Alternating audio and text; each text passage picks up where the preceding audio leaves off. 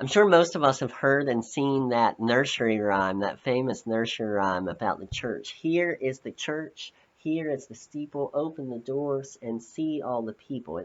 It's cute and memorable and meaningful, but this isn't the church. This is. And in Paul's first letter to the church in Corinth, he reminds those early Christians that the church is not a building at all, but the people who are building on the foundation that Christ himself laid. And what's more, anyone building on that foundation would do well to pay attention to the way they're building, Paul says. On Sunday morning in worship, we looked at that passage from 1 Corinthians in relationship to some of the foundational words of Jesus Christ from his foundational sermon, the famous Sermon on the Mount.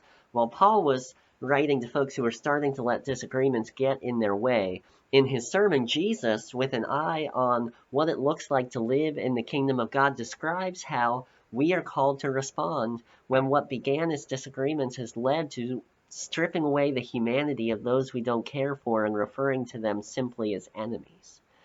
If, as Paul reminds us, we're called by God's grace to live in community in such a way that we embody the temple in which God's Spirit dwells, then we do so by building on the foundation that Christ laid.